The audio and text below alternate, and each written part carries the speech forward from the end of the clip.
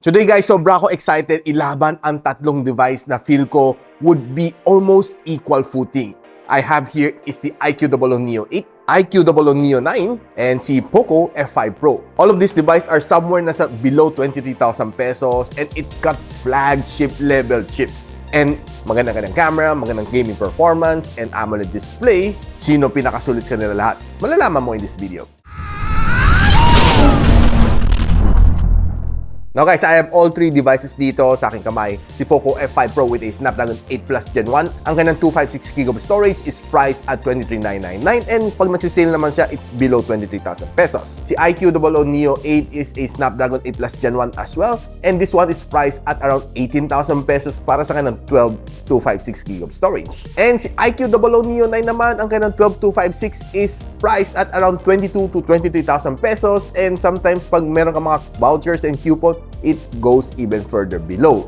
This one has a 12256 and meron siyang processor na Snapdragon 8 Gen 2. Ito yung pinaka-powerful among them all. Kung bakit ko sinama si Neo 9, it's because it's almost having the same price tag as the POCO F5 Pro. That's why sinama ko sa mix. Now in this video, pag-uusapan natin ang kanyang camera performance, ang kanyang thermals, ang kanyang mga benchmarks, gaming performance, as well as yung mga maximum settings na kaya natin ilagay dito sa tatlong phone na ito, and probably some other things that you might want to know pag kinompare natin itong tatlo side by side.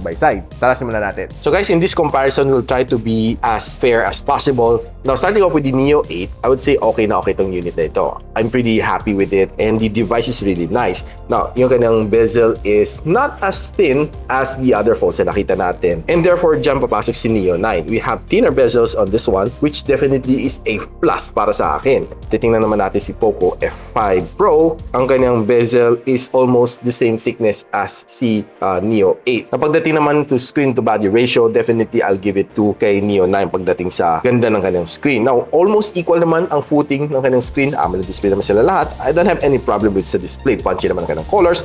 Let's just run a quick playback ng isang shorts dito, no? So, if you're watching itong tatlong koneto sabay-sabay, pagdating sa display, I would give it to this two, si POCO F5 Pro and si IQOO Neo 9. But it seems to me na parang mas maganda ang display ni POCO F5 dito. Sa sharpness, in terms of sharpness, parang mas okay si F5 Pro. Now, pagdating naman sa color, pansin mo dito sa Neo 8, it seems to be a little bit more yellowish compared dito. Titingnan natin ang kanyang color pagdating sa puti. Definitely, ang pinaka-yellowish dito, na pag pinagtabi-tabi mo silang tatlo on maximum brightness, ang pinaka-white dito ay si POCO F5 Pro. No doubt about that. Second is si Neo 9, and pinaka-yellowish kanila lahat is si Neo 8. Medyo hindi ko masyado gusto yung mga medyo yellowish konti screen, and take note na hindi naman naka-turn on ng reading mode nito, alam naman natin yon. So ito ang pinaka-default white nitong tatlong phone na ito. Pagdating naman sa benchmarking, ang pinaka-iwan dito sa kanila is si POCO F5 Pro. Not by a far notch as opposed kay Neo 8, 1.319 to 1.314. Maliit lang naman na diferensya. Makita mo nagkakatalo lang sila pagdating sa CPU. Siguro medyo mas optimized ang konti kay Neo 8. But the breakaway winner is definitely Neo 9. Kita naman ang score, 1.64 million points. Now, pagdating naman sa best loop score na makukuha mo dito sa Wildlife Extreme Stress Test, si Neo 9 breaks away with the highest score with a 97% na stability. While si POCO 5 Pro is the second one dito with a 2,188 na kanang best loop score with a stability lang ng 78.6. Meanwhile, si Neo 8 has the lowest score with a 1.696 na best loop score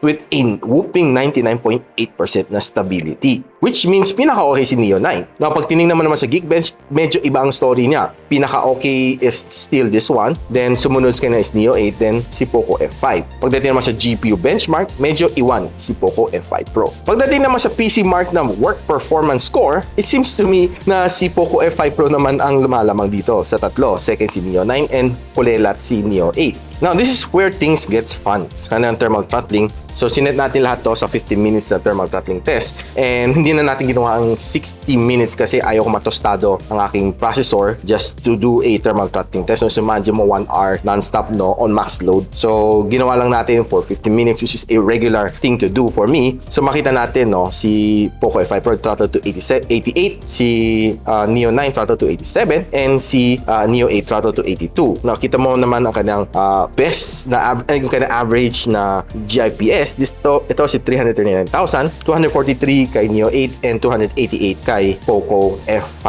Pro. Now, kita natin, no, based sa mga benchmark na nakita natin, it seems to me, si POCO F5 Pro is still a bit on the lead against the Neo 8. Now, if you look at nga ng mga temperature dito na nakasulat, dito sa Neo 9 is 53, 58 sa POCO F5, and 79 sa Neo 8. Now, ginawa naman natin ng battery stress test, itong tatlong phone na ito, and almost hindi sila nagkakalayo pagdating sa screen on time. Now, medyo dihado konti ito kasi hindi na natapos ang test, but I assure you na natapos natin ang kanyang rundown time to until 20%, and nag-error siya, no, for 3 times. Hindi ko alam bakit. Nakita natin, no, nag-18% naman siya. So, ang pinaka-best so far sa battery, si Neo 9 with a 15 hours and 18 minutes. Sumunod naman si F5 Pro with a 14 hours and 51 minutes. And this one is a 13 hours and 58 minutes. Lahat yan nag-start with a 100% battery down to 20%. Now, pagdating naman sa charging, pinaka-dehado si F5 Pro. 67 watts ang fast charging na kaya niya support. This one, 120 watts ang kaya niya support na flash charge ni Vivo. Pag tinignan naman natin charging speed na testing, this one takes 1 hour to complete a charging cycle from 18 to 100. This one takes around mga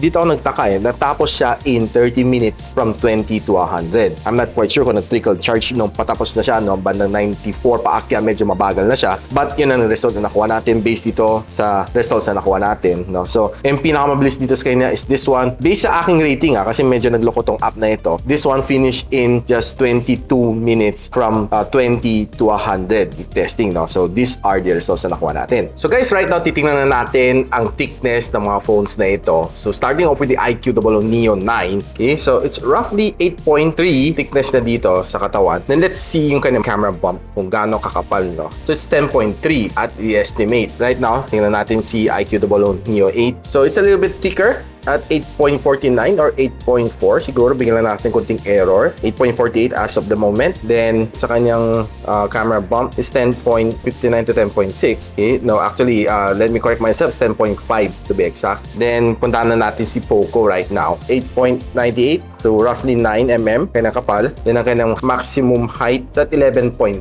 to be exact. So yan ang mga different thickness itong tatlong phone na ito. Then right now, tingnan naman natin ang kanyang maximum brightness ng kanyang screen based sa akin lux meter. Unit of measurement is lux. So pinaka-peak niya, no, tututok na natin sa puti.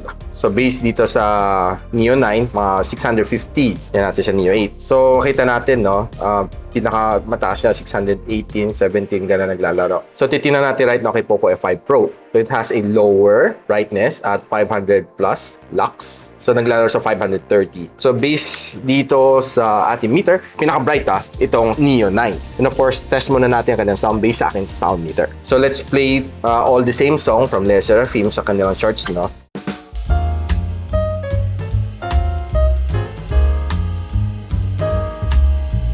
So based on tong dalawa, almost the same sila na. Sa ilalim can fire up to 100 to 102. Then sa taas sila up to 91 to 92. But better ito kay POCO dahil mas balance siya. Sa ilalim umabot ng maximum 106. Sa ibabaw umabot ng maximum 102 to 103. So medyo mas balance ang sound coming off from the speaker sa ilalim niya sa ibabaw ni POCO F5. Based dito sa sound meter natin. Now, based sa Call of Duty Mobile, these are the best graphical settings na pwede natin makuha. Sa F5 Pro and sa Neo 8, ang pinaka-best nilang dalawa is a low graphics quality and a ultra na frame rate. Samantala si Neo 9 can give you a medium na graphics quality at a ultra na frame rate. Now, pagdating naman sa ML, si F5 Pro and si Neo 9 can give you a ultra pagdating sa graphics and sa frame rate. Si Neo 8 can only give you a ultra graphics but only a super na frame rate. Pagdating na sa Firelight 84, graphics quality extreme, frame rate extreme, and ang kanyang resolution is high on all of these three devices across. Okay, so while playing Firelight 84 at all of these settings, ang pinakasagad, papakita ko sa inyo ang thermals na nakuha natin dito sa Neo 9. Ang kanyang pinakamainit sa likod, achieve at around 50 to 51, doon naglalaro somewhere sa camera module as makita natin. While pinakamainit niya sa screen side is around mga 45 degrees Celsius. Now, if we took a look dito sa Neo 8 naman, ang kanyang pinakamainit na screen is around 48 to 49. Samantala, when turning around, you can get roughly a 49 to 50 degrees Celsius dito malapit sa camera. This is roughly playing at around mga 30 minutes already down the line. And pinakamalamig sa kanila tatlo is si POCO F5 Pro with a 45 degrees Celsius of screen while playing after 30 minutes on max settings sa far light. Then sa likod niya is only at around 45 degrees Celsius ang pinakamainit niya near the camera module. Tingnan naman natin guys ang kanyang mga camera shots. But before that, sabihin ko muna sa inyo ang mga sensor na ginamit dito. Si POCO F5 Pro has a 64MP na OmniVision OV64B40. Si IQOO Neo 9 kanyang camera is a 50MP na Sony IMX920. Samantala si Neo 8 has a 50MP na Samsung GN5 main sensor na nakita rin natin on a Google Pixel 8 Pro. But titingnan naman natin itong mga shots na ito. We would see na okay mga shots sila. Lahat sharp, lahat good. But it seems to me a little bit pale pagdating kay F5 and medyo saturated ng ganang green. Look at this too. It seems to me a little bit yellowish itong kay Neo 8. Now, leaving me with the Neo 9 to have the better shot among the three. Kita natin yung quality of the shot of the Neo 9 is definitely a lot better, smoother. Based sa aking mata, this has the better color among the three. Now, kung tingnan naman natin yung kanyang selfie camera shots, I would say na on outdoor, mukhang equal footing. But if you take a look dito sa kanila, it seems to me na si POCO F5 Pro smooth and my face. Lahat to naka-offer nga ng AI. And looking at the color naman ng grass, medyo mas gusto kong color ng Neo 8 pagdating sa grass, The grass is green and looks better as compared kay Neo 9. Medyo darker green ang kanyang grass. So based sa selfie on outdoor, I think I have to give it to Neo 8. Now, looking at this figurine shot, medyo iba-ibang kanyang color. So, si Neo 8 medyo yellowish. And pag tinignan mo ang mga details dito, medyo nagsisoften siya konti. Now, if you look at naman dito kay POCO F5 Pro, medyo naging grayish naman siya. Pag tinignan naman dito ang kanyang details, medyo nagsoften din siya konti. But if you look at kay Neo 9, you would see a lot of details dito. Shot at the same focal point. Walang-wala itong dalawa as compared kay Neo 9 pagdating sa kanyang details. Yeah, kita natin very evident ang ganong camera Neo 9. Now, looking at this bokeh shot, medyo mas gusto ko yung kuha naman ni POCO F5, So, ito natin the rich bokeh dito sa likod. But almost the same naman sa kanyang footing,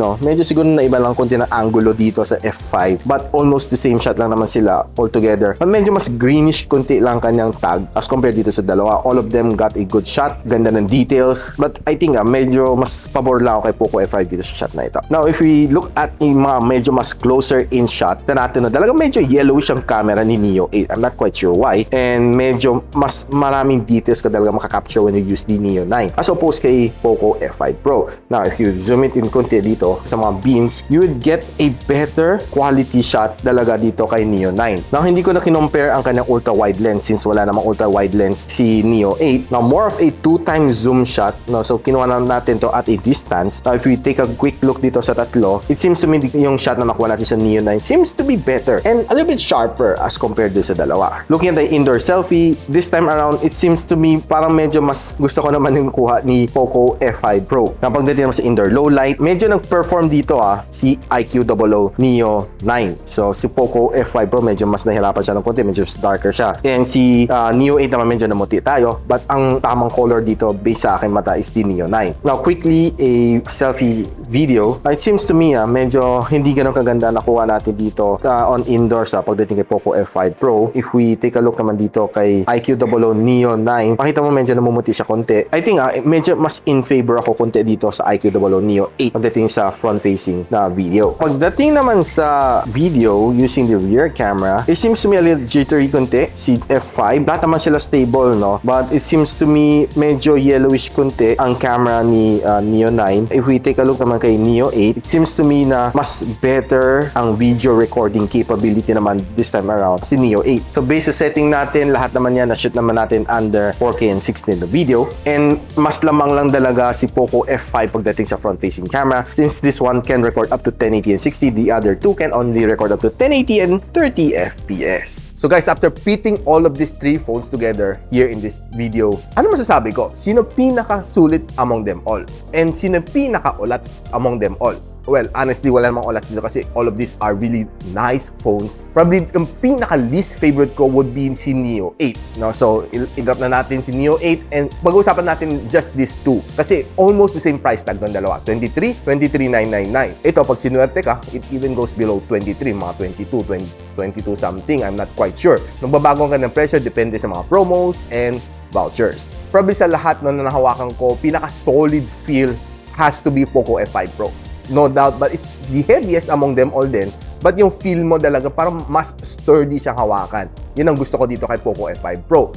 What I like naman dito kay Neo 9, it's yung leatherette feel na dito sa likod is really giving you that premium feels. I know na this is not a pure leather, but yung leatherette feel niya, faux leather, whatever you call it, it's way better ng mga 15,000 price range sa mga faux leather finish sa likod. Ang sarap hawakan. It's different talaga compared sa iba. Now, in terms of value, sino pinakasulit ang iyong pera? I would say ito, si Neo 9. Lahat nandito na eh. Better processor, better yung kanyang camera, Sony IMX920, and well, gaming performance, I think this one is a little bit better than yung dalawa. Not yung by a far leap, but I think it has the better na performance in terms of gaming. Now, probably yung medyo hindi ko masyado gusto dito is yung kanyang front-facing camera, but overall, itong phone na ito is definitely solid. Now, if choosing between these two, kung sino mas solid ang kanyang performance, I have to give it to POCO F5 Pro. Now, this one, pag budget ka and you want a flagship level chip 8 Plus Gen 1, this is also a good choice. Not really sinasabi ko na OLED siya compared kay POCO F5 Pro. Kaya naman na makipagtayo toe-to-toe with the POCO F5 Pro. It's just that medyo mas lamang sa akin na, for me, based sa akin testing si POCO F5 Pro in overall performance and feel. So guys, sino napili ninyo? Let me know on the comment section below kung ano ang napili nyong phone for you among these three. Sobrang halimaw tong tatlo, but of course, you only have to choose one. Let me know on the comment section below. And kung gusto nyo bumili nitong tatlong phone na ito, all of these are available at Shandy Masangkay, and also on the link on the description box below. I'll be posting mga official links, mga sure guaranteed na links na hindi peke, hindi scam. Rest assured na na-try ko na sila before ko sila binavouch. So with that said, I'll leave it to you and I'll see you on the next one. And so, ako para si Richmond and you're watching Gadget Sidekick. What's up? Like and subscribe to my channel. Don't forget to hit that notification bell. For one of my latest uploads, click the dito. And for one of my popular uploads, click here.